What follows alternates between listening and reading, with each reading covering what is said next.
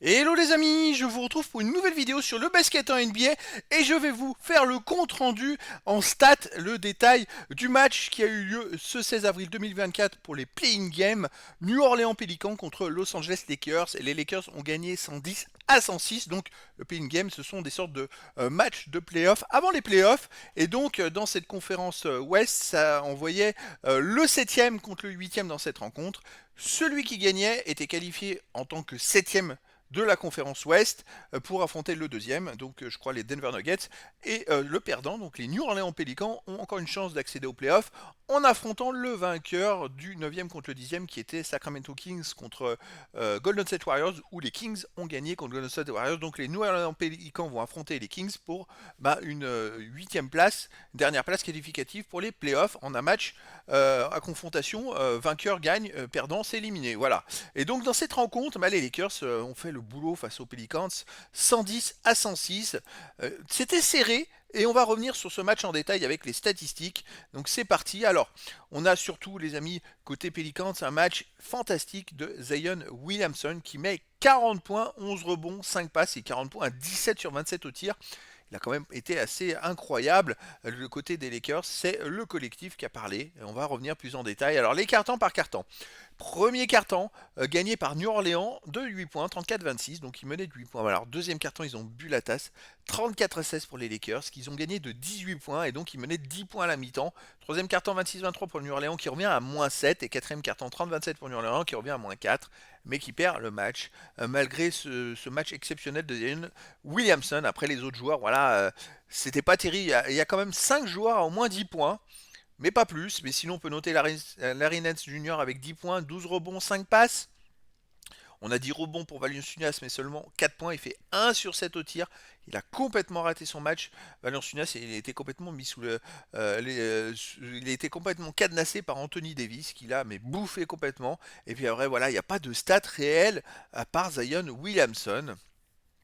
L'équipe a tourné à 46% au tir alors qu'il tourne à 63% à lui tout seul, 30% à 3 points, 73% au lancer franc, vous voyez. Donc un match gagné par les Lakers presque logiquement. Côté Lakers, on peut noter quand même LeBron James 23 points, 9 rebonds, 9 passes, tout proche du triple double, mais c'est 10 sur 10 au lancer franc.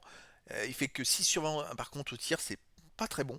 On a Anthony Davis qui met 20 points avec 15 rebonds, dont 6 offensifs. Il fait 6 sur 16 au tir, mais il prend quand même 6 rebonds offensifs.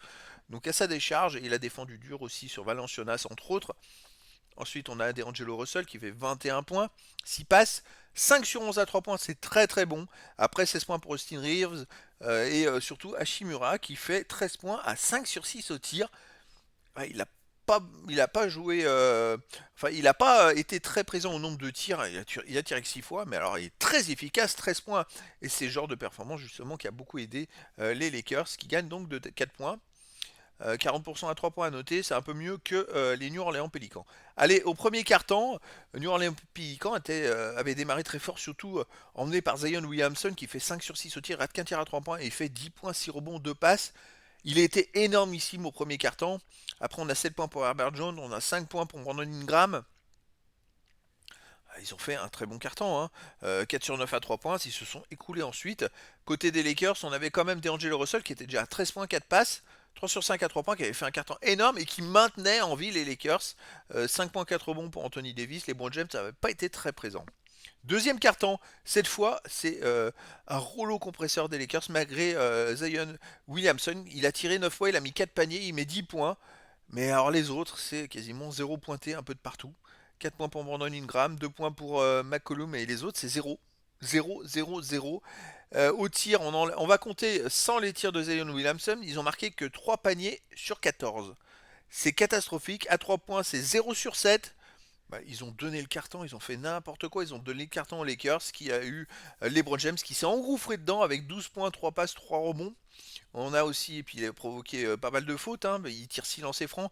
Et les remplaçants, 6 points et 3 rebonds pour Torian Prince et Vincent avec 6 points également, avec 2 sur 3 à 3 points et 2 sur 4 à 3 points pour Torian Prince. Et là, à 3 points, ils ont fait 5 sur 8 justement. Alors 5 sur 8 pour les Lakers, 0 sur 7 de l'autre côté pour les Pélicans. Et là, ça fait un gros écart. Et donc à la mi-temps, eh ben, les Lakers ils menaient de 10 points. 10 points avec, je dirais, une adresse 50% à 3 points qui est quand même énorme, et 25% pour les Pélicans à 3 points. Et la différence est là. On avait déjà un LeBron James à 15 points, 5 passes, 4 rebonds, 15 points, 6 passes pour D'Angelo Russell. Voilà. Une mi-temps très correcte, Zion Williamson était à 9 sur 15 au tir, 20 points, 8 rebonds, 3 passes. Mais qu'est-ce qu'il pouvait faire de plus que ce qu'il a déjà fait en première mi-temps? Eh ben, il a fait la même chose en deuxième. Voilà. Mais heureusement qu'il était là, sinon ils auraient perdu de 20 ou 30 points, hein, je pense, hein. Sans lui, même peut-être plus. Allez, troisième carton, on a Zion Williamson qui met encore 11 points à 4 sur 8 au tir, mais ça a été régulier tout le match, hein, vraiment, il était très très fort. Les remplaçants qui commencent à s'affirmer. Côté des Lakers, on a Hashimura qui fait 8 points, 3 sur 3 au tir. Et là, les Lakers ont perdu de 3 points. Parce que les Pélicans ont fait 3 sur 5 à 3 points, les Lakers 2 sur 9 à 3 points. Donc l'adresse fait que les Pélicans sont passés devant dans ce carton. Quatrième carton, Zion Williamson, bon, il a fait 10 points, 10 points, 11 points, et là 9 points. Mais c'est quand même d'une régularité, il a mis au moins 9 points dans chaque carton, c'est assez exceptionnel.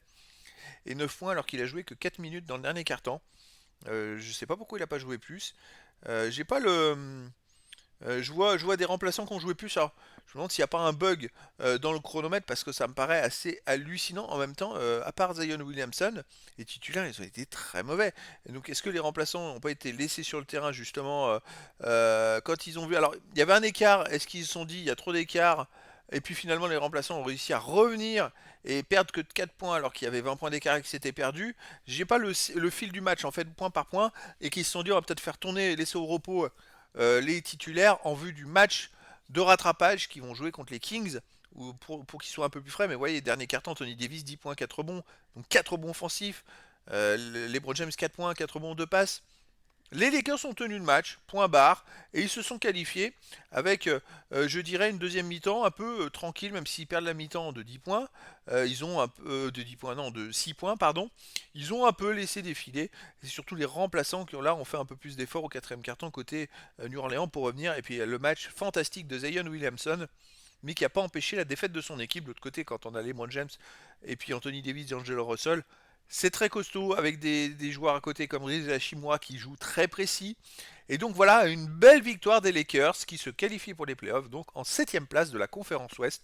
Les Lakers qui ont donc battu les New Orleans Pelicans dans ce play-in game, donc premier match de rattrapage des playoffs, 110 à 106.